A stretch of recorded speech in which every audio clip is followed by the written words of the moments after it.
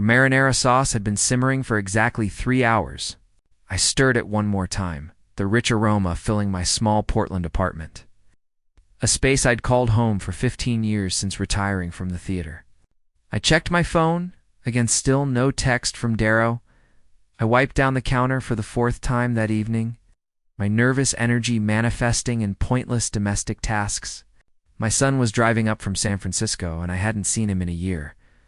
A year. How had time slipped away so quickly? The pasta water rolled into a boil just as my phone buzzed. Parking now. Smells amazing from the street. I grinned, turned down the heat, and went to unlock the door. Darrow came through first, carrying a bottle of wine that probably cost more than my weekly grocery budget. He wrapped me in a hug that lifted my feet off the ground. 68 and still cooking for your kids, I said when he set me down. Best chef in Portland, he replied. Then spotted the old playbills stacked on my shelf. You kept all those? 35 years of theater doesn't just disappear, I said, running my finger along the faded edges of a program from A Midsummer Night's Dream where I'd designed. The set back in '92, Velma, arrived 15 minutes later with Cornelius trailing behind her. She kissed my cheek, handed me store-bought cookies in a plastic container, and complimented my apartment in that tone people use when they're trying to hard the slightly to high pitch. The over-enthusiastic smile that doesn't quite reach the eyes. It's so cozy, Dad. So, ... you. Cornelius shook my hand without making eye contact and asked where the bathroom was.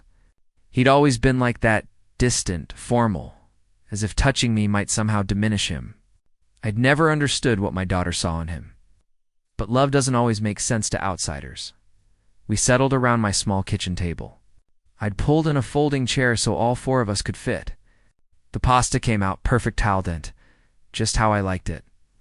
Darrow launched into stories about his AI startup, something about machine learning and Series B funding that went completely over my head. I nodded along, proud but disconnected. Like watching a foreign film without subtitles, Velma played her part perfectly, the supportive sister, asking all the right questions, laughing at the appropriate moments. She'd always been good at playing roles, a trait I'd mistakenly attributed to her theater upbringing rather than something more sinister. 70 hours a week, Darrow said, twirling linguine on his fork. But we just closed the round, so things should calm down. It's be nice, Cornelius muttered, having money to burn on startups. The table went quiet for a beat. I jumped in with something about dessert, but Darrow was already pivoting. So, Dad, I've been meaning to ask. He set down his fork. Why haven't you moved into the house yet? It's been a whole year since I've... My wine glass tilted in my hand. A few drops hit the tablecloth, spreading like bloodstains. What house? The one in Eastmoreland. Darrow looked genuinely confused. I sent Velma $850,000 last February for the purchase. You said you wanted something in that neighborhood near the golf course, remember? Velma handled everything because I was swamped with the company launch. The room tilted. My reading glasses slid down my nose. I never... ... I turned to Velma. Velma, what's he talking about? Her fork clattered against her plate. The sound rang out like a gunshot in the sudden silence. Her face went white, actually white, like someone had drained the blood right out of her skin. We should. Cornelius. We need to. She stood so fast her chair scraped backward across the linoleum. Cornelius grabbed her arm, but she was already moving toward the door. Fumbling with her purse? Velma, sit down, Cornelius said, his voice having that edge people get when they're trying to control something that's already spiraling. Let's just ... I forgot something in the car. She bolted. Those designer heels that probably cost $300 caught on my door frame. Karma works fast in Portland. 1 second she's fleeing a crime scene, the next she's doing a pratfall worthy of a community theater audition. Her Prada bag hit the floor so hard, I'm pretty sure it depreciated another $500. The contents scattered everywhere. 3 lipsticks rolled under my couch. A vape pen skittered across the hardwood. Designer sunglasses cracked against the baseboard. And there, fanned out like accusatory evidence, were papers, documents with official seals and typewritten text. Keys jangled against the floor. I bent down, picked them up. A tag dangled from the ring. 4,521, say Woodstock BLVD, Eastmoreland. Cornelius moved faster than I'd seen him move in 10 years of family dinners. Guess adrenaline kicks in when your wife's grand larceny gets exposed over pasta? He had Velma by the arm, practically lifting her off the ground. And they were out the door before I could stand up straight. The door slammed. The apartment went silent, except for the sound of Darrow's breathing behind me. I picked up one of the documents. My hand shook enough that the text blurred. Darrow took it from me gently, held it up to the light. 4,521 Southeast Woodstock Boulevard. His voice sounded hollow, distant. Purchase date, February 18th, 2024. Buyer, Velma King Richardson. Purchase price, $850,000. He looked up at me. Dad, did you know about this? I've never seen these papers before in my life. The words came out flat, factual. She stole from both of us.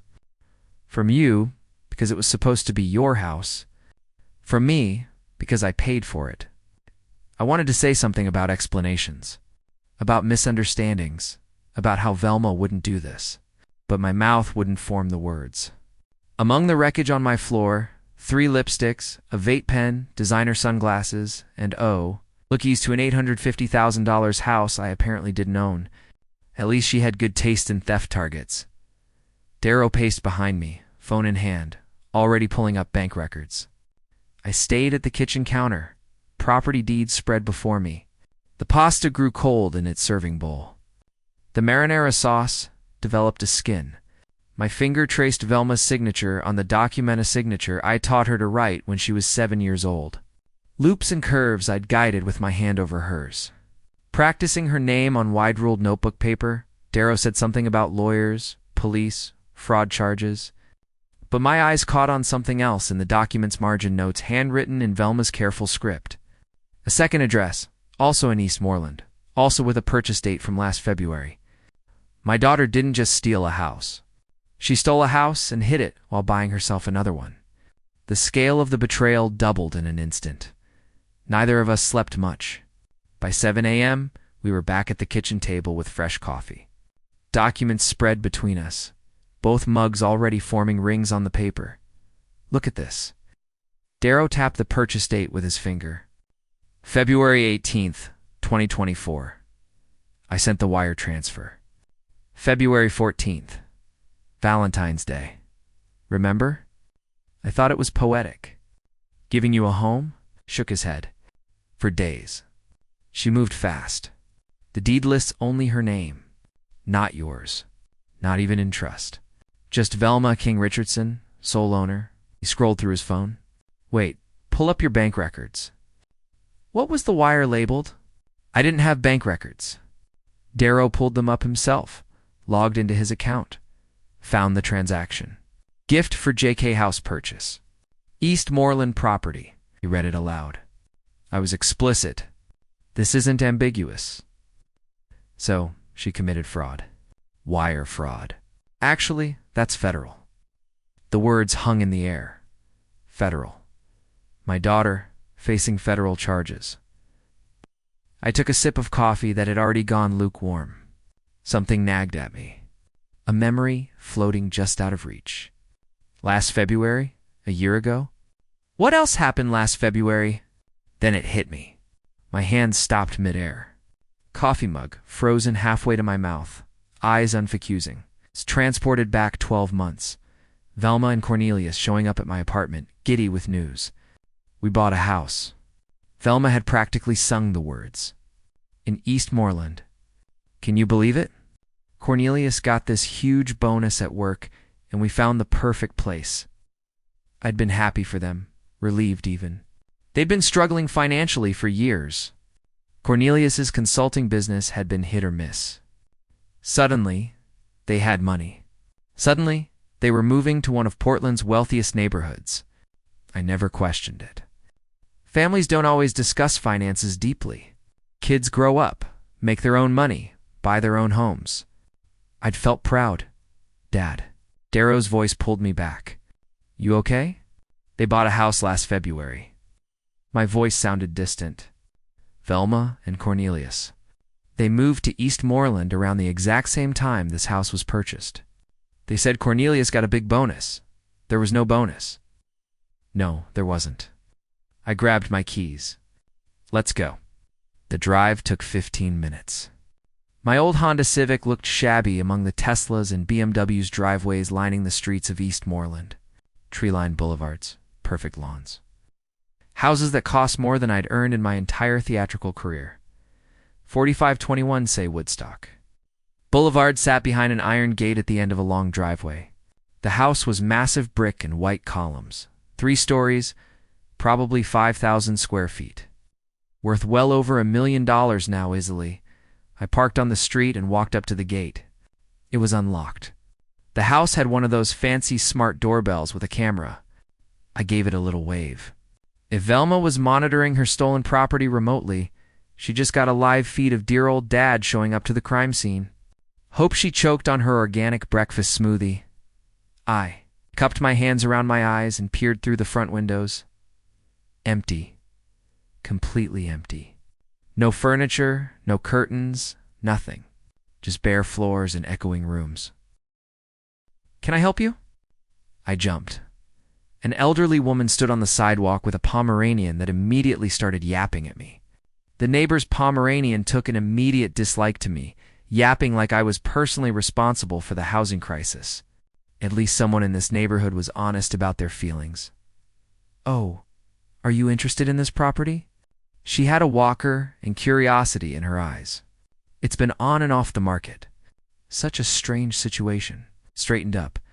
Tried to look casual instead of like a man confronting his daughter's theft. I'm actually a friend of the family. The Kings. The Kings? Yes, they bought it last February. Lovely couple, I thought, but they never moved in? Not once. The realtor comes by monthly to check on it, but otherwise it just sits empty. Do you know them personally? Only met them at closing. The wife seemed nervous. The husband did all the talking. They mentioned something about renovations, but no contractors ever showed up. She tilted her head. Are you thinking of buying it from them? Just looking. Thanks for the information. Back in the car, Darrow awaited with his phone in hand. Empty. Completely empty. Neighbor says they've never moved in. Not once in a whole year. Why would she buy a house and never live in it? Because I would have found out. Pieces clicked together. She stole the house, but was too afraid to live in it. So, she bought herself a different house with separate money, probably from another source, and told everyone about that one. This one just sits here, generating property taxes she pays from who knows where. My rental apartment could fit inside this house's garage. Velma really went for the upgrade. We drove back in silence. Back at the apartment, Darrow pulled out his phone. I'm calling the police. This is straightforward theft. Wait. I held up my hand. Dad, she stole $850,000. That's not a family dispute. That's a felony. I know what it is. I set down my coffee mug carefully, but I need to understand why. Velma wasn't always like this. Something changed. Who cares why? She's a thief. I care. My voice was firm. She's still my daughter. And if we go straight to police, we'll never know the truth. She'll lawyer up and we'll get legal answers, not real ones. Darrow's fist slammed the counter. The sound made me flinch. So, what do you want to do? I paused. Something cold and creative was emerging in my mind. Something from decades of building illusions on stage. I want her to feel exactly what I felt last night. Confused, betrayed, blindsided by someone she trusts. My phone buzzed. I glanced at the screen. Velma again. Her texts had been coming in all morning, increasingly desperate. Dad, please talk to me. I know you're angry, but there's context. Can we meet? Just you and me. Dad, please don't do anything rash. I read them all, responded to none. Let her sit in that silence, wondering what was coming. Dad, what are you thinking? I walked to my bedroom closet and pulled out an old theatrical trunk. Dust motes swirled in the afternoon light. The trunk hadn't been opened in years. Inside, decades of tools from my scenic design career, hologram projectors from a 2010 production of A Christmas Carol, motion sensors from Dracula, sound equipment from countless shows. Darrow stood in the doorway watching me. "Dad, what are you doing?" I lifted out a small projector, turning it in my hands, light catching on the lens. "You know what I did for 35 years? I made people believe in ghosts. I created illusions so convincing that audiences forgot they were in a theater." I looked up at my son. "That house is sitting empty. Velma's too scared to live in it, too greedy to sell it, and now too guilty to go near it." His expression shifted as he understood where I was heading. "I think it's time, my daughters." Stolen House became haunted. I texted Goldie Hayes at 6 a.m. "Need your expertise. Remember the ghost effects from Macbeth? Coffee at 9? She responded in 30 seconds. Intrigued. "See you at Hawthorne Grounds." Goldie and I went back 30 years. She'd been the lead actress in a dozen productions where I designed the sets. We'd collaborated on horror shows with elaborate special effects. Holograms, projections, soundscapes that made audiences forget they were watching a performance. She'd retired from acting 5 years ago, moved into real estate. But her eyes still lit up when someone mentioned theatrical illusions. I arrived at the coffee shop first. Claimed a corner table away from the morning laptop crowd. Goldie swept in at 9 sharp, silver hair cut short, leather jacket that probably costs more than my monthly rent. She dropped into the chair across from me and studied my face. "Jasper King. I haven't heard from you in what, 3 years since you retired? I need help with a project." "Something theatrical? You're directing again? I thought you were done with ... not directing. Creating." I leaned forward. "Remember that production of The Turn of the Screw where we made the audience think they saw ghosts in the mirrors?" Her fingers drummed the table. "The Pepper's ghost illusion took us 3 months to perfect. I need to make a house haunted, convincingly, professionally." She leaned forward, voice dropping. "This isn't for a show, is it?" "It's personal." I paused. "And before you ask, yes, it's legal. Mostly." Slow smile spread across her face. "You want to gaslight your daughter with professional special effects? Jasper, this is either the most brilliant or most unhinged thing I've heard this year."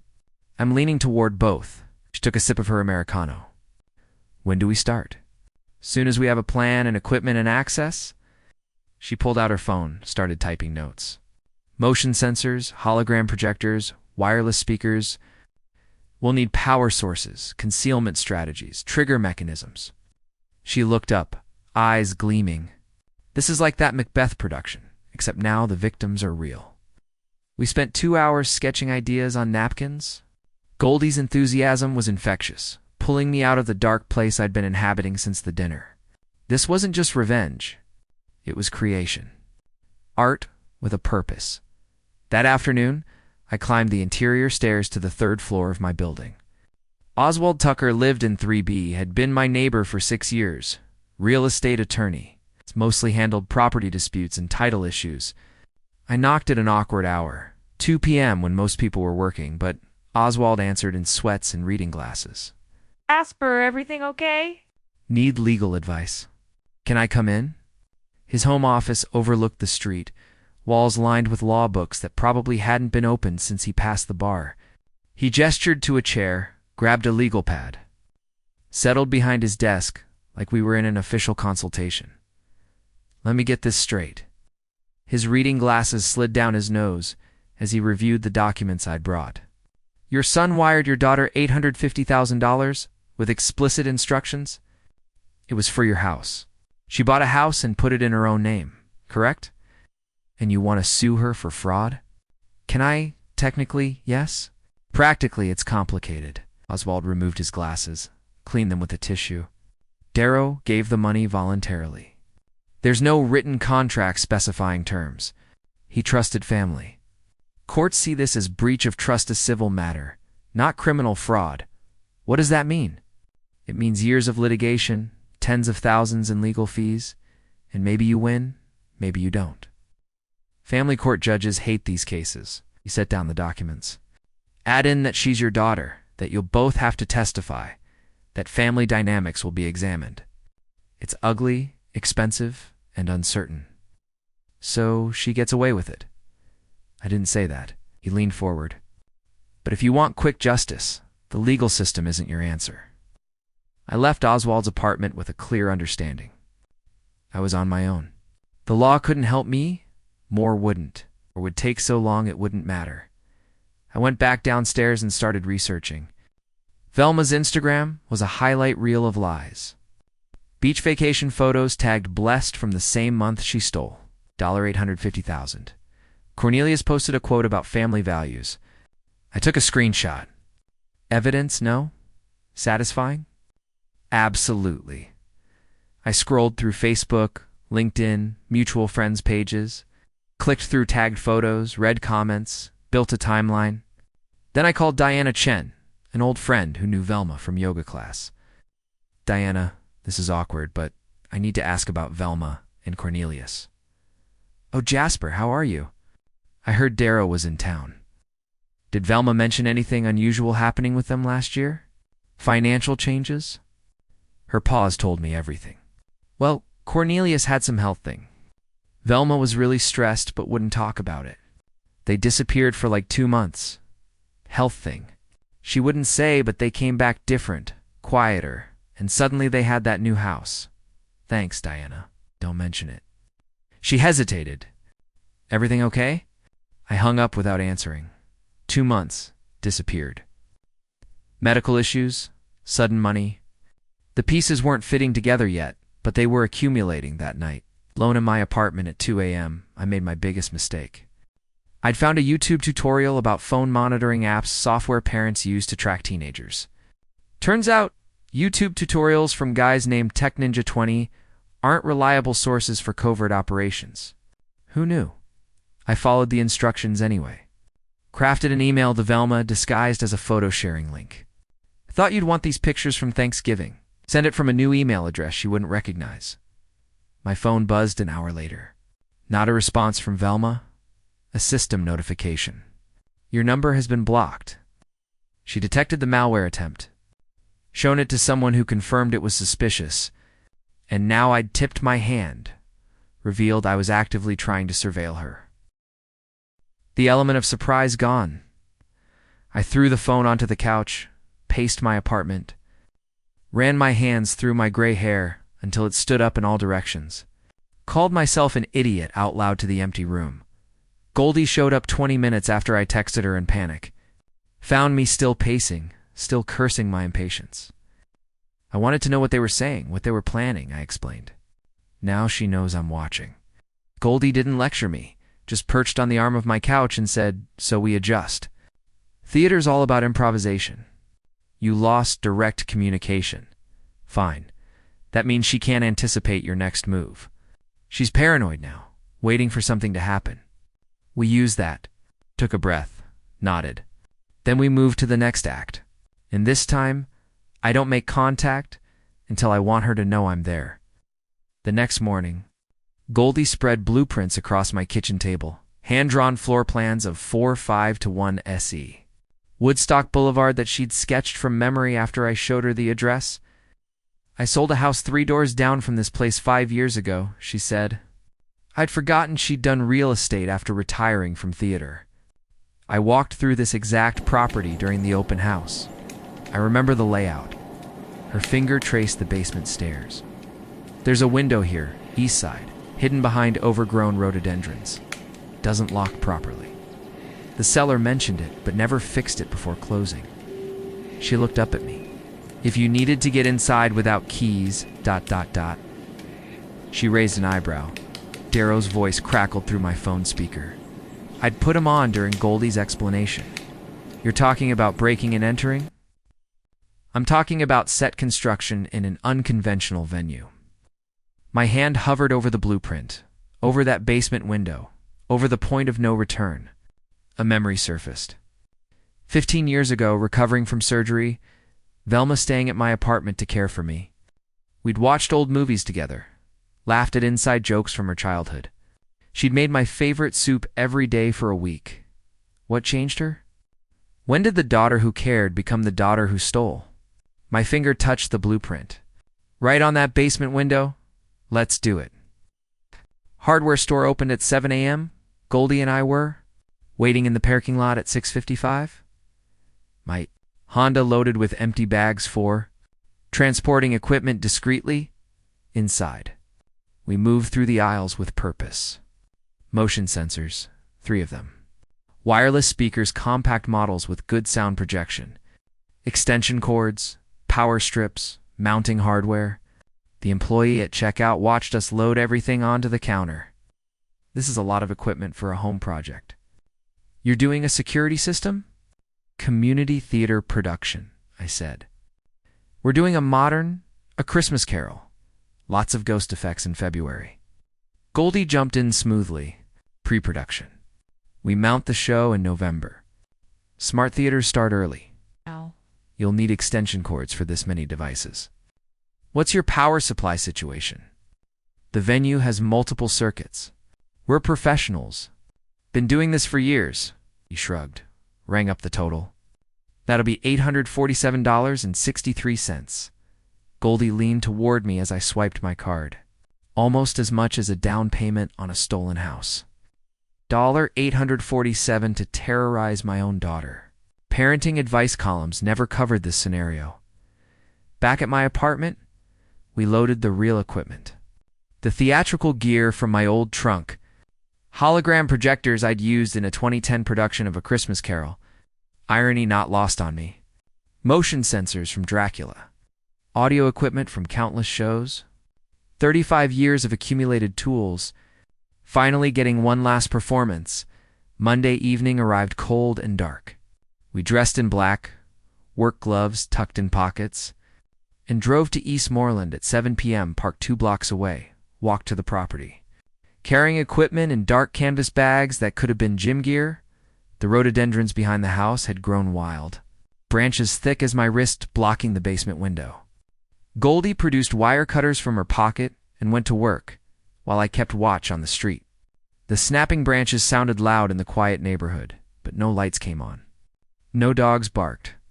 The window sat there behind the cleared branches. Just as Goldie remembered, she pushed on the frame. It didn't budge. Pushed harder, angling upward. Something clicked, and the window swung inward. "After you," she whispered. I spent 35 years building theatrical sets. Never thought I'd use those skills for breaking and entering. My theater union would be so proud. Or horrified. Probably both. My knees cracked as I squeezed through the window, dropping into musty darkness below. Cobwebs caught in my hair. My feet hit concrete, and I fumbled for my phone's flashlight. The basement spread before me, empty, dusty, exactly as abandoned as the rest of the house. Goldie handed equipment down piece by piece. Projectors wrapped in towels, sensor boxes. Portable speakers, a drill, mounting hardware. My old microphone from recording session work. We worked. Goldie following me up the basement stairs with bags slung over her shoulders. The house felt massive in the darkness. Our footsteps echoed on hardwood floors. I tried not to think about property values, about what this place would mean to me if things had been different. Just focused on the work we started in the main hallway. I drilled tiny holes for sensor mounts, hands steady despite circumstances, muscle memory from decades of set construction. Goldie positioned the motion detectors, tested the angles, adjusted until she was satisfied. "This one catches movement from the front door," she explained, marking positions with tape. "This one monitors the staircase. This one covers the kitchen entrance. Anyone walking through gets triggered." The audio equipment went next. Wireless speakers hidden behind crown molding, tucked into closet corners, mounted in the basement ceiling. I'd recorded the audio track earlier that day, sitting in my apartment bathroom because the acoustics were best. Speaking my own words into the microphone, voice steady and accusing, "Why did you betray me, Velma? And I know what you did, and this was supposed to be my home." Hearing my disembodied voice play through the empty house sent chills down my spine. Goldie triggered the motion sensor accidentally during setup, and my own voice scared me. If I give myself a heart attack with my own haunting equipment, The irony will kill me faster than the cardiac arrest. The hologram projector was last, the most complex setup. Goldie adjusted angles while I walked through the hallway, testing the throw distances. When she was satisfied, she triggered it manually. A shadowy figure appeared on the wall, distorted, accusing, recognizably human, but wrong somehow. My silhouette stretched and warped. She grinned. Perfect. We were out by 10 p.m., 3 hours exactly as planned. Goldie climbed through the window first, and I handed equipment bags up to her, then hauled myself out with muscles that protested the whole way. We replaced the rhododendron branches as best we could, walked back to the car without speaking. Wednesday morning, Darrow called. The report came back. I'm forwarding it now. I pulled up his email on my laptop while he stayed on the line. The private investigator's work was thorough. 20 pages of financial records, credit reports, property documents, timeline reconstructions, $450,000 in debt, Darrow said. Credit cards, medical bills, personal loans. Dad, they're drowning. Medical bills for what? The investigator couldn't get details. HIPAA protection. But there's a paper trail to Oregon Health and Science University. Big charges starting March 2024, continuing through September. After they bought the house. Or maybe right before. Maybe that's why they needed the money. I scrolled through page after page of collection notices. Court filings for unpaid debts, credit card statements with balances maxed out. The numbers painted a picture of desperation, but not the whole picture. The medical specifics stayed locked behind privacy laws. Then why not just ask? I said, why steal? Pride? Shame? I don't know, Dad, but they're desperate. 20 years ago surfaced in my memory without warning. Working 3 jobs to pay Velma's college tuition, scenic designer by day, night janitor at a hospital, weekend handyman, falling asleep at the kitchen table over bills, Velma coming home for spring break, finding me like that, making coffee, and sitting across from me with tears in her eyes. Dad, I can take a semester off, get a job, help with, ... Me cutting her off. No, you're going to finish. You're going to have the opportunities I didn't. She'd hugged me hard that day. I'll never forget what you're doing for me. Never. But she had forgotten. Or something had changed her. Or maybe I never knew her as well as I thought. Thursday afternoon. I sat at a public library computer and typed out an anonymous letter. Hunt Tanpeck style. Careful not to leave fingerprints on the keyboard. The house is waiting for you. It's time to move in. It's printed it on library paper. No return address. Drove to the downtown post office and mailed it from there. Untraceable. Friday evening, my phone buzzed. Unknown number. Text message. We know you're behind this. Leave us alone or we'll get a restraining order. I stared at the screen, showed it to Goldie, who'd come over to finalize our monitoring plan. She read it and laughed. They think you sent the letter. They have no idea what's actually waiting for them. That's what worries me. They're going to walk into that house with no warning. That was the whole point, wasn't it? My hand kept reaching for the phone, hovering over the power button for the remote kill switch we'd installed. Tempted to shut everything down, call this off, find some other way, but I didn't. Yet. The system stayed, live, armed, waiting. Somewhere across town in their actual house, Velma was reading my letter, her hands probably shaking, coffee mug tilting dangerously, fear building in her chest. Cornelius was probably dismissing it, calling me an old fool, insisting they had nothing to worry about. They had everything to worry about. They just didn't know it yet. Cornelius threw clothes into suitcases Friday afternoon, aggressive energy radiating off him like heat. Velma hesitated at every item, hands hovering over hangers. Do we really need to do this now? We've owned this house for a year. If we don't establish residency, it looks suspicious. Suspicious to who? We're already caught. My brother knows. My father knows. Legally, it's ours. If we're living in it, using it, we have more claim if they try to sue. He checked his phone calculator. Plus, we can rent the basement suite for $1,500 a month. Maybe the upstairs bedroom for another $1,000. Rent. You want strangers living in my father's house? It's our house now, and we're drowning. This is a life raft. It's a crime scene. It's 4 bedrooms and 3 bathrooms in Eastmoreland. Pack a bag. We're going tonight. Their car pulled up to 4521 say Woodstock at dusk, headlights sweeping across the massive empty house. Velma's hand shook as she unlocked the front door with keys that had burned in her purse for a year. The house smelled of dust and abandonment. They set up an inflatable mattress in the master bedroom, 8 Thai takeouts straight from containers on the kitchen counter. No furniture, no curtains, just echoing rooms in their guilt. Velma lay awake at 2 a.m. staring at the ceiling. Already unable to sleep in the stolen house at 2:14 a.m. exactly, something clicked, imperceptible, mechanical. Then Jasper's voice filled the darkness, not from one direction, but everywhere, layered with theatrical reverb. Velma, why did you take my home? She bolted upright, heart hammering. Cornelius. Cornelius, he groaned, rolled over. What? What is it? Did you hear that? The voice. Dad's voice. I don't hear anything.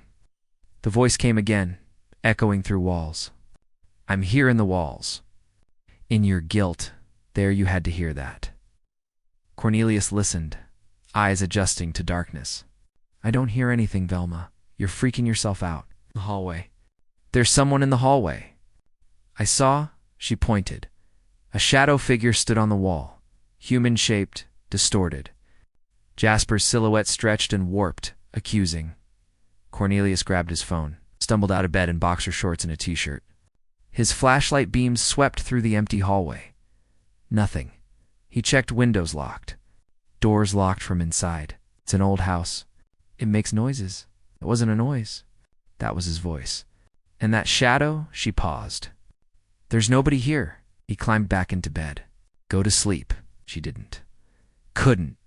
Lay there until dawn, painted gray light through curtainless windows. Saturday morning. Velma shuffled into the living room and froze. A silver picture frame sat on the mantel, prominent, positioned where morning light hit it perfectly. She walked closer, recognized the photo of her at 6 years old. Jasper beside her, both grinning at the camera. They hadn't brought any photos. Just a mattress and takeout. Cornelius, come here now. What? This photo? Where did this come from? He walked in, coffee mug in hand. What photo?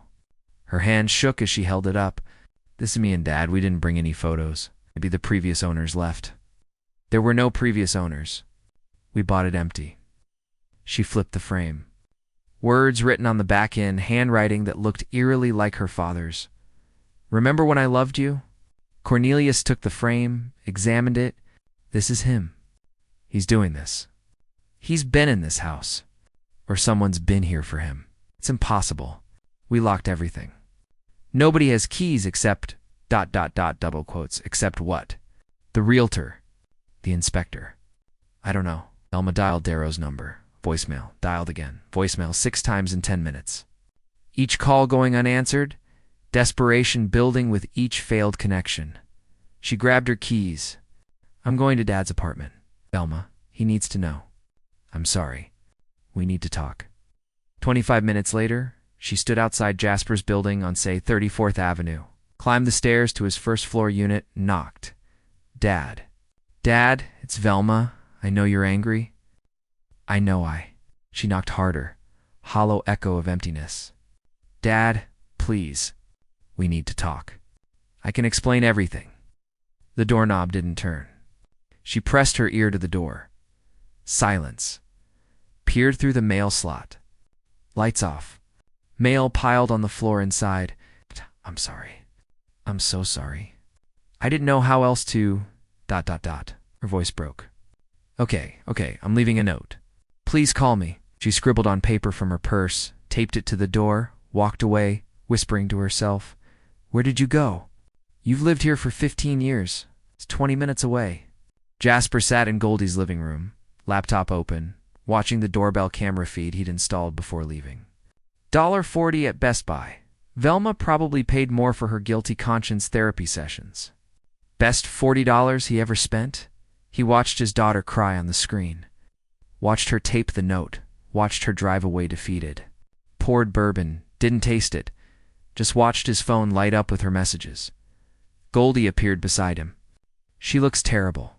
When's the last time she slept? Not my problem, Jasper. She's your daughter. She's a thief who stole from her own family. And you're a father torturing his child with ghost stories. Where's the line? He took a drink. I'll know it when I see it, will you? Because from here it looks like you're enjoying this. Not enjoying it, but I'm not stopping either. Sunday morning, 3:47 a.m. motion sensor triggered again on Jasper's laptop screen. Velma, wandering the house alone, phone in hand. He switched to the cellular interceptor Darrow's Pi had installed legally gray, monitoring data through the house's network. Her text message appeared. I need to talk to someone about Dad. Something's wrong. He's been gone for a week, and nobody's seen him. Should I file a missing person report? Sent to Diana. Jasper's blood ran cold. Missing person report meant police investigation. They'd find him at Goldie's. They'd ask why he left. The whole revenge plan could unravel. And worse, he'd look like the guilty one hiding. He grabbed his phone, started to call Velma to stop her, then froze. He'd blocked her number. She'd blocked his after the spyware attempt. They couldn't communicate even if he wanted to. Goldie appeared in the doorway in her bathrobe. What happened? He turned the laptop toward her. She's going to call the police, and I can't stop her. Goldie made coffee at 4 a.m. while Jasper paced her kitchen. If she files a missing person report, police come looking. They find me here. They ask questions. So you go home, show your face, prove you're fine, and blow the whole thing. She's cracking. Another week and she'll confess everything. Another week and you'll be explaining to cops why you disappeared. And your daughter's having a nervous breakdown in a house full of hidden cameras. I'll make an appearance. Quick, then disappear again. Goldie set down her mug. Jasper, this is getting dangerous. Not legally. Psychologically, for her, for you. She stole $850,000. She deserves dangerous, does she? Or does she deserve honesty? Consequences? Maybe therapy? This is starting to feel like torture. It's justice. You keep saying that? I'm not sure you believe it anymore. Sunday, 5:30 a.m., pre-dawn darkness. Jasper slipped into his apartment building through the back entrance. Mrs. Chen from-to-be came out of the laundry room with a basket, saw him in the hallway. Oh, Jasper, we were worried. Mrs. Chen grabbed my arm. Jasper, where have you been? We thought maybe you died. I told her I was visiting family. She nodded like that, explained the full beard I'd grown specifically to look more haunted-house-worthy. He climbed to his apartment, unlocked the door, turned on lights, set timers, stood visible in the window for 60 seconds, took out trash, checked mail with neighbors watching, proof of life established, then drove back to Goldie's, feeling like a fugitive in his own life. Over the next 3 days, he intensified the haunting, clicked through laptop interfaces, selecting audio files. Velma, I taught you better than this. Remember the time I taught you to ride a bike on Hawthorne? You trusted me then? Camera feeds showed Velma pacing the house in the same pajamas for 3 days straight. Hair unwashed, dark circles like bruises under her eyes. Cornelius slammed kitchen cabinets, phone pressed to ear, arguing with credit card companies about minimum payments. Monday afternoon. Goldie snuck into the house during their grocery run. Key copied from a locksmith weeks ago, placed a theatrical script on Velma's pillow. The show about guilt and redemption that Jasper had designed in 2009. Worn pages, handwritten notes and margins. Tuesday, Velma found it. Camera feed showed her reading highlighted passages, recognition dawning, sinking to the floor with the script clutched to her chest. She read aloud to the empty house. The guilt follows you not because someone places it there, but because you placed it in yourself. Every locked door, every darkened hallway, every creak in the night, it's not the house that's haunted, it's you. Then whispered, Dad, I know you're doing this. I know these are your words. I remember this play. I was 17. You let me read lines with you at kitchen table. She traced his margin note. Velma helped with this scene. Brilliant instincts. I'm sorry. I'm so sorry, but I can't undo it. The money's gone. The treatments cost everything, and Cornelius is too proud to admit we failed. Treatments. Jasper leaned closer to the screen. Volume up. What treatments? Tuesday evening, Velma called an electrician. The electrician spent 2 hours checking every outlet, breaker, and wire. Found nothing wrong? Charged them $350. On the way out, I watched him make the sign of the cross. He wasn't even Catholic, just covering all bases. Tuesday afternoon, system triggered during daylight hours. Velma, alone in the house. Jasper's voice. I taught you better than this. She sat down on the hallway floor instead of running. Talked back to the empty house, calm despite tears. I know, Dad. You did teach me better. You taught me about honesty and integrity and working hard. You worked 3 jobs so I could go to college. I remember all of it. She paused, composing herself. But you never taught me what to do when someone you love is dying and insurance won't cover it. You have 72 hours to come up with $750,000 or watch him die. You never taught me that. She sat there 20 minutes, explaining everything to silence. Jasper sat frozen at Goldie's house, listening, dying. Insurance, $750,000. Wednesday morning, Cornelius climbed into the attic investigating sounds. Found a motion sensor mounted in the rafters. Held the small device in his palm, eyes widening with understanding. He stormed downstairs. Velma, what? What's wrong now? This? He thrust the sensor at her. It's a motion sensor. Wireless. Commercial grade. There are probably others. This whole haunting is fake. The voices, the shadow speakers, projectors. Your father worked in theater for 40 years. He knows exactly how to do this. He's been inside installing equipment, him or someone working for him. This is harassment. It's illegal. Breaking and entering. Surveillance. We can press charges. Press charges against my father. He's terrorizing us. Yes, press charges. I'm calling him right now. Cornelius scrolled through Velma's phone. Found Jasper's blocked contact. Unblocked it. Dialed. Jasper's phone buzzed. Unknown number? He answered cautiously. Hello? I know it's you. I know what you're doing, Cornelius. Been a while. Cut the act. The motion sensors? The speakers? Very creative. Also very illegal. I don't know what you're talking about. Breaking and entering. Unlawful surveillance. Harassment. Should I continue? You're living in a house bought with stolen money? Should we compare felonies? Meet me tomorrow, 10 a.m., Laurelhurst Park. We settle this face-to-face or what? Or I call Portland police and report that you've been breaking into our property, installing surveillance equipment, and stalking my wife. Long pause. What do you want to end this? One way or another? Jasper texted Darrow immediately. Cornelius just called. Wants to meet. Don't go. He threatened police about the equipment. It's bluffing. He can't call cops without admitting the house is stolen. But he found the sensors. Plans compromised. So what's next? I meet him. Hear him out, Dad. This could be a trap. It could be surrender.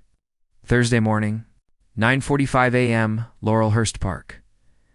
Jasper sat on a bench overlooking the lake, watching joggers and dog walkers pass. Normal people living normal lives. Goldie parked 300 feet away with binoculars. Insisted on being backup. Phone buzzed. Darrow, don't admit to anything. He has no proof without admitting his own crimes. At 9:58, Cornelius appeared on the path. He looked worse than in camera feeds. Weight lost. Skin gray. Moving with visible effort. For the first time, Jasper saw him not as the antagonist, but as someone who might actually be sick. They made eye contact. Cornelius walked over, sat down on the opposite end of the bench. Careful distance between them. Neither spoke. Just 2 men on a park bench, strangers to anyone watching. Finally, Cornelius broke the silence. I'm dying. Jasper's prepared response evaporated. What? Cornelius pulled out a medical file from inside his jacket, handed it over. Pancreatic cancer, stage 3, when they caught it. March last year, experimental treatment at OHSU cost $780,000. Insurance covered $40,000. They had 72 hours to come up with the rest, or he'd be dead by August. He pointed at the file. It's all there. Diagnosis, treatment plan, bills. I'm in remission now. Velma saved my life with that stolen house. Jasper opened the file. OHSU letterhead.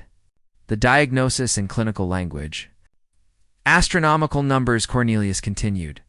So before you finish destroying her, you should know. She didn't do it for greed. She did it because I was dying and she couldn't watch it happen. Velma's hand shook as she dialed 911. Tuesday morning, 9:47 a.m. She'd slept maybe 3 hours in the past 72. Please, someone needs to help us. Someone is stalking us in our own house. Is the intruder there now, ma'am? I don't know. Maybe it happens at random times. We're not safe here. Are you in immediate danger? Velma paused, looked around the empty living room. I don't know how to answer that. Detective Curtis Palmer arrived 40 minutes later. Methodical, thorough, flashlight sweeping through every room, checking windows, testing locks. Jasper, monitoring from Goldie's house, frantically clicked through his laptop interface. Shut down all systems, kill power, disable remotes. Palmer's notepad filled with observations. No signs of forced entry. No surveillance equipment visible. Residents appeared stressed. Mrs. Richardson, I've checked every room. Closet, window, all locks are secure. No signs of forced entry or tampering. But the voices, we've both heard them, and someone left a photograph in my father's old script. Where are these items now? Cornelius threw them away. He was angry. Palmer's expression softened with professional concern. I see, ma'am. Has there been recent stress? Family conflicts? Financial pressure? Her voice came out small. Yes. Sometimes our minds create what we fear. I'd strongly recommend speaking with a counselor. He handed her a card. There's no crime here, but there might be something a therapist could help with. After he left, Velma sat on the porch steps, head in hands, makeup streaking her face. Neighbors peeked through curtains. She'd been gaslit by reality itself. The equipment had worked, but now there was no evidence. Cornelius found her there an hour later. You called the police. Do you understand what you've done? I needed help. I can't live like this. You made us look insane. The detective thinks you're having a breakdown. Maybe I am. Maybe your pride and my guilt have driven me crazy. His finger pointed at her, voice rising. My pride? You're the one who stole from your family. I was just trying to survive. You told me to do it. You said we had no choice. I never told you to steal. I told you we needed help, and you made the worst possible decision. Velma flinched, backed against the refrigerator. I was saving your life and destroying mine in the process. I can't sleep, can't work, can't think straight because you're seeing ghosts everywhere. Get out. What? Get out of this room. Get away from me. I can't look at you right now. The next day, 3 real estate agents walked through. Each one lowered their estimate. By the third guy, Cornelius looked like he wanted to sell the realtor instead. The final agent spread comparable listings across the kitchen table. I've pulled recent comps in Eastmoreland. The market softened considerably since last year. We paid $850,000. What can we get? In current conditions, I'd list at $779,000. Expect offers around $720,000. Velma's tears fell onto the paperwork, smudging ink. That's $130,000 less than ... Plus my commission, closing costs, transfer taxes. You're looking at net proceeds around $680,000. Cornelius's calculator clicked. We borrowed $450,000 against our other property using this as collateral. If we sell for $680,000, we're still $220,000 in debt after paying the loan. I'm sorry. It's a difficult market. Velma whispered to no one. We stole an $850,000 house and somehow managed to lose $130,000 on it. I didn't even know that was mathematically possible. That takes special talent. Court papers arrived Thursday. Hearing set for May 3rd. Oswald called with the update. Hearing set for May 3rd. Judge will review the wire transfer documentation, email correspondence, everything. What are our chances? 90% you win. Darrow's emails explicitly state the money was for your house. She diverted it to her own name. Clear breach of trust. And if we win, house transfers to Darrow's name, or they're ordered to pay restitution. They can't pay. So the house sells. Proceeds go to Darrow. They're left with nothing plus their existing debt. Total destruction. Legal victory. Whether that's the same thing as between you and your conscience. That evening, Jasper sat in Goldie's living room. Laptop dark, poured bourbon, didn't drink it. You won, Goldie said. The house will come back to Darrow. They're drowning financially. Legally, you have the upper hand. He stared at the dark screen. Then why does it feel like losing? Because revenge isn't what we think it'll be. It doesn't fill the hole they created. I wanted her to understand, to feel what I felt. And more. You wanted justice. But this, she gestured at the monitoring equipment. This is something else. She stole $850,000 to save her husband's life. You'd have done the same for her mother if she were alive. That's different, is it? Or are we just better at justifying our own desperation?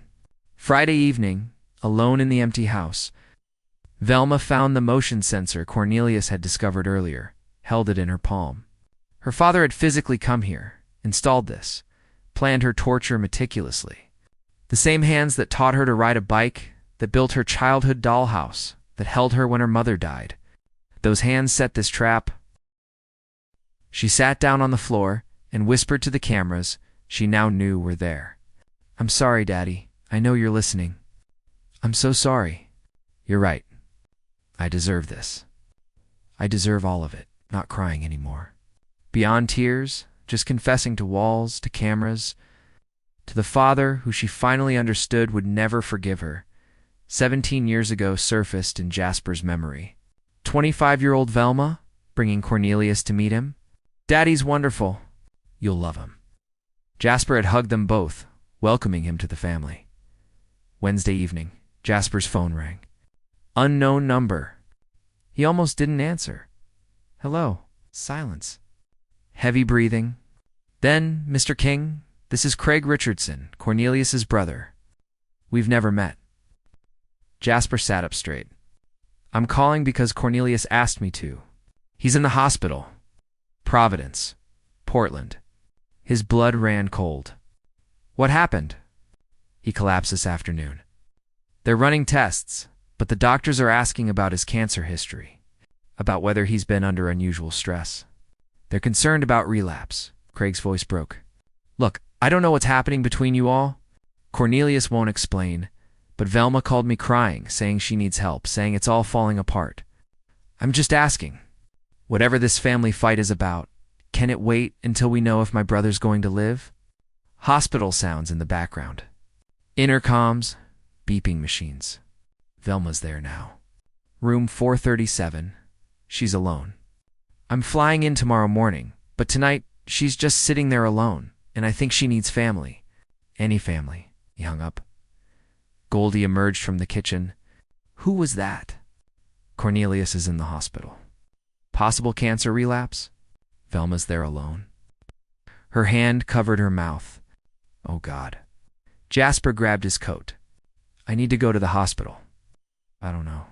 I need to drive. I need to think. But his hands were already shaking with the keys. The email arrived Thursday morning. Subject. Final comprehensive report. Richardson Medical Financial History. 73 pages. I paid $5,800 for it. That's about $80 per page. For that price, it should have been leather-bound and included a massage. But the first page alone was worth every dollar. Patient, Richardson, Cornelius James. Diagnosis, pancreatic adenocarcinoma. Stage 3. Date, March 14, 2024. Prognosis, 15% 5-year survival rate. Recommended treatment, experimental immunotherapy protocol at Oregon Health and Science University. Estimated cost, $780,000. Insurance coverage, $40,000. My hands trembled scrolling through billing statements. Insurance denials. A timeline that made my stomach drop. March 15th to 17th. Velma liquidated everything. Maxed credit cards for $200,000. Personal loans. $150,000. Borrowed from friends. Wuwen. Total raised Sichuan Mayuan. Still. $380,000 short. March 18th. Darrow's email arrived asking her to find a house for me in Eastmoreland. Would send $850,000. March 19th, she told Darrow she'd found the perfect house. Gave him wiring instructions. March 21st, treatment deposit paid. Cornelius began experimental immunotherapy. I drove to Goldie's at 7 a.m. without calling first, still in pajamas under my coat. She found me at her kitchen table with the report printed out, pages spread like evidence. Pancreatic cancer, stage 3, 15% chance of survival. Goldie read over my shoulder. Diagnosis came March 14th last year. Darrow's email about buying you a house came March 18th, for days. She had 4 days between learning her husband was dying and seeing a way to save him. The treatment worked. He's in remission. She saved his life by stealing from mine. Goldie pulled out a chair. What would you have done if it was your wife? If someone you loved was dying and you saw $850,000 you could access. Long pause. I'd like to think I would have asked, explained, been honest. Would you? Or would you have been too proud, too ashamed, too desperate? I'll never know. But she should have asked. Yes, she should have. But desperation makes thieves of honest people. I sat there another hour, then logged into the haunting system control panel. Clicked Disable all systems. Confirmation box. Are you sure? Hovered over yes for 30 seconds. Clicked. I clicked Disable all systems on my theatrical haunting rig. $1,000 of equipment rendered useless. Goldie said it was the most expensive moral epiphany she'd ever witnessed. Friday afternoon, I met with Oswald. You want to offer what? Let me make sure I understand. They return the house. You drop all financial claims. They walk away with 0 penalties. Yes, Jasper, you have a winning case. They owe Darrow $850,000 in restitution. You could destroy them, I know. Then why show mercy? Because I learned why she did it. And while it doesn't excuse the theft, it explains the desperation. Courts don't care about explanations. I'm not a court. I'm a father, and I'm tired of destroying my daughter. Oswald looked at me like I'd suggested we settle by playing rock, paper, scissors. You want to give away your winning case? I told him yes. He muttered something about billable hours walking away. Lawyers hate clean consciences. I called Darrow that evening. You're letting them off after everything. I'm offering settlement, not forgiveness. Dad, they stole my money. Your house. And you want to just let it go. I want the house back. I want this to end. I don't want to spend the next 2 years in court watching your sister disintegrate. She made her choice. She made a terrible choice in an impossible situation. Her husband was dying. Stage 3, pancreatic cancer, 15% survival chance. Pause. I didn't know that. Neither did I, neither did you. She didn't tell anyone because Cornelius was too proud to admit weakness. So, she stole instead of asking for help. Yes, and that was wrong. But I understand it now. And I'm choosing to offer a way out that doesn't destroy what's left of our family. Long silence. If this is what you want, I'll support it. But I'm not ready to talk to her. Not yet. I know. Neither am I, but maybe someday. Saturday evening, I drove to 4521 say Woodstock. 10 p.m. neighborhood, dark and quiet. Envelope in hand. My handwritten letter, offering settlement. Placed it against the door. Small rock holding it down. Sat in my car across the street for an hour, watching, waiting. Her car pulled up.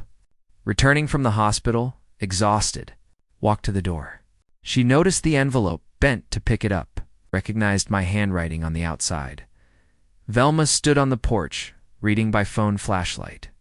I'd written, "Velma, I know about Cornelius. I know about the cancer, the treatment, the impossible choice you faced. I know you had 72 hours and $740,000 between him living and dying. I know you tried everything before taking Darrow's money. I know you saved his life. And I know it cost you everything else. Your integrity, your family, your peace. I don't forgive what you did. Theft is still theft. Even when motivated by love, but I understand why you did it. And understanding changes how I move forward. We have two paths. First path, court on May 3rd. You lose. House goes to Darrow. You're ordered to pay restitution, you can't. Afford bankruptcy. Your marriage probably won't. Survive second path. Settlement. You voluntarily deed the house to Darrow. No restitution demanded. No financial penalties. You walk away with your existing debt but no additional legal consequences. Clean break. I'm offering this once. Not because you deserve mercy. You don't. But because I'm tired of being the instrument of your destruction. Respond within 72 hours, Dad. Her knees buckled. She sat down on the porch steps. Her shoulders shook, not from fear this time, but from overwhelming shame and grief. She read it again. I understand. 3 words she didn't know she desperately needed. She whispered to the empty street, I don't deserve this. And louder, I don't deserve this. But there was no one to hear. Just a woman sitting on the steps of a stolen house, holding a letter from the father she betrayed, crying from shame because he understood her better than she wanted to be understood. Sunday morning. My voicemail notification lit up. Velma's number, unblocked. Her voice thick with tears. Dad, I got your letter. I don't. I don't know what to say except I'm sorry. I'm so sorry. You're right about everything. I made a terrible choice. I should have asked you. Should have asked Darrow. Should have been honest. I was just so scared and so desperate. And I thought I could fix it later. Pay it back somehow. Make it right. But I couldn't. And I destroyed everything. I accept the settlement. I'll deed the house to Darrow. I'll sign whatever you need. But I need you to know, I never stopped loving you. Even when I was betraying you, I loved you. I just loved Cornelius too. And I couldn't watch him die. I couldn't. That's not an excuse, just the truth. Thank you for understanding, even though you can't forgive. That's more than I deserve. Monday morning, 9:30 a.m., my phone rang. Velma's number. I stared at it, thumb hovering over the answer button. 4 rings, 5. I didn't answer. Voicemail, then text. Dad, I signed the settlement papers. Oswald has them. The house is Darrow's. But I need to tell you something in person. Can we meet? Please, just once. There's something about Cornelius you don't know. Something that changes everything again. I've read it 3 times. What could possibly be left? Goldie read over my shoulder. What now? I don't know. Ellie typed. Wednesday, 2 p.m. Laurelhurst Park. Same bench as before. You come alone. Her response immediate. Thank you. I will be there. And Dad, I know you don't forgive me, but thank you for understanding. That means more than you know. Goldie touched my shoulder. Whatever she tells you Wednesday, remember you already decided to show mercy. Don't let new information make you regret that choice.